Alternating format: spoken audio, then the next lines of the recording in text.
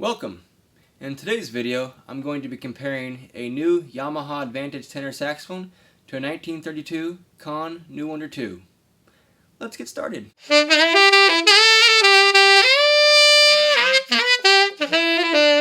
First, I just want to look at the mechanics of the instruments and compare them a little bit before I play them. So this is the new Yamaha Advantage tenor saxophone.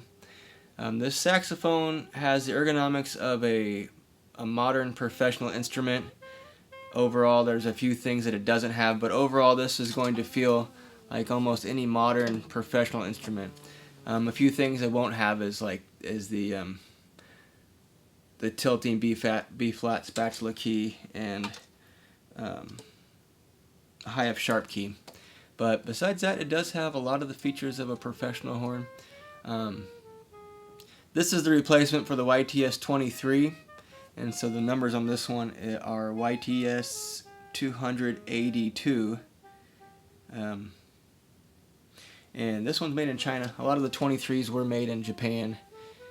But these horns overall are very similar, if not some of the features are exactly the same as a YTS 23. One thing I do notice is it does have the rocking octave key mechanism like a lot of professional horns have, which is a nice feature. However, it's more complicated and it is easier to bend and damage, which on a student model horn isn't necessarily a good thing. But yeah, besides that, it feels great under the fingers. Anyone can pick up this horn and play it if you're used to playing a modern horn. And now let's look at the 1932 Conn. This is the 1932 Conn New Wonder 2 Transitional. The ergonomics on this one are definitely vintage. If you're not used to playing a vintage horn, this does take a little bit of work to get used to, but once you've figured it out and played it enough, it is very comfortable under the fingers, and you can get around on this horn as good as anything.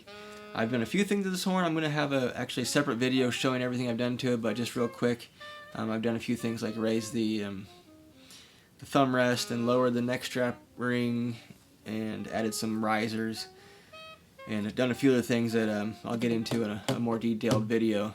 But these horns have a huge bore and they have a huge sound, and the sound is very spread and the core is very big. The Advantage is going to have a more centered sound, but it still has a nice big sound. Intonation is really good on the Advantage. Intonation on this one's actually really good too.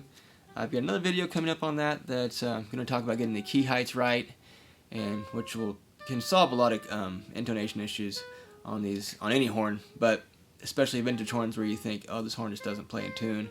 There's a few things you can do to address that, and that is a video coming up. Speaking of that, if you don't mind, subscribe to the channel, and that'll help me build this channel and be able to make more videos, and hopefully you enjoy this one. I'm going to move on and go to the playtest part. I think I'm going to start with the Advantage for no particular reason, but I just want to start with the modern horn and then move to the vintage horn. Okay, let's try this Yamaha YTS 282 with my Auto-Link mouthpiece and a 3.5 reed.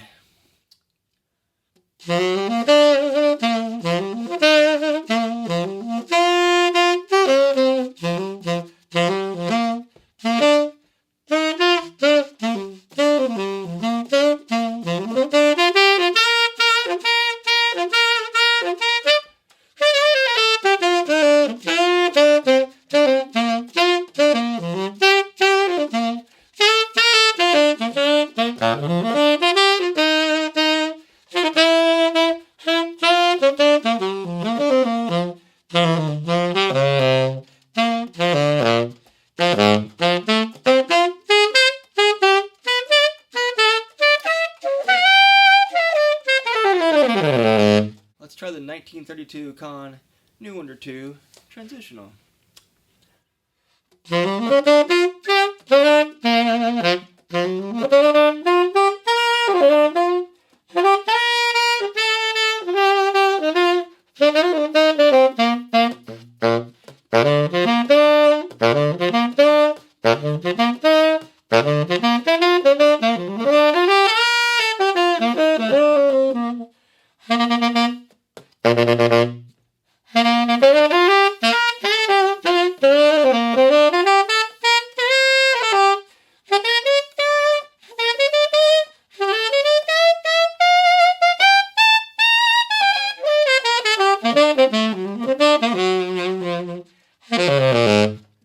Yeah. So this is my personal horn. I'd love to hear your thoughts and what you think. Is it worth trying to find a vintage horn like this and get it fixed up? Find the right guy that can fix them up, me, and get used to the ergonomics. Or are you happy with just a out of the box Yamaha like that? Both great horns, both great options. It's a personal opinion. And there will be a lot more videos with vintage horns, new horns. I have a ton of stuff coming in. This horn just came in today for some minor repairs, and so I thought I'll just throw up a video. And because it's a good question, like, do I need to spend this kind of money? Like, a horn like this isn't a ton of money, but it's still probably maybe close to a $3,000 horn, all set up nicely like this one. And this horn, like I said, you can get a nice one for well under $1,000. Yeah. Let me know what you think on both the horn sound comparisons. Are you considering getting a vintage sax like this? To have the right repair tech, me, to set these things up and make them play right, make them play in tune, get the key venting right. It's, I mean, that's a factor with any instrument, but if you have something that's been played for 90 plus years, there's going to be key fitting issues and mechanical issues that aren't as straightforward as something that's just 5, 10, 15 years old. And it does take a little bit of magic touch to get these set up to where they sound really good and feel really good. But you see, there's lots of pros out there that play these horns, and they're great horns, and the sound is unbeatable in my opinion. I think real quick I'm gonna play this Yamaha with a little more modern mouthpiece. Maybe it's unfair that I'm playing it with this Auto-Link large chamber. This one has a pretty focused sound, so I'm gonna throw on a Berg Larsen 110/0 and just kind of see how that Yamaha sounds. So here's the Berg Larsen 110/0. I don't have a lot of time on this mouthpiece, but it is a bright, focused, edgy sound. Let's just give it a few seconds here.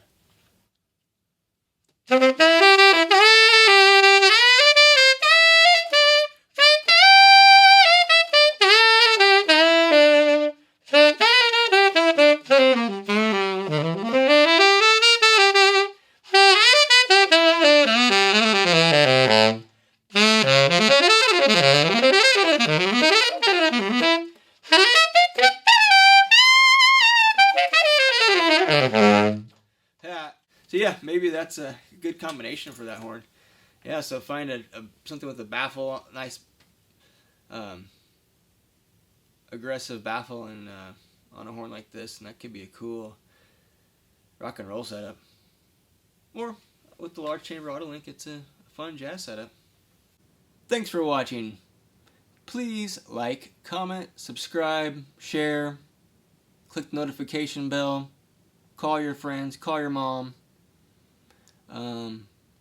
because there's going to be a lot more fun videos like this coming up. And if this video wasn't fun, there'll just be videos coming up. But you should still watch them, because hopefully they'll get better, or maybe they'll get worse, but watching is caring. Thanks for hanging out with Scott's Music Cave.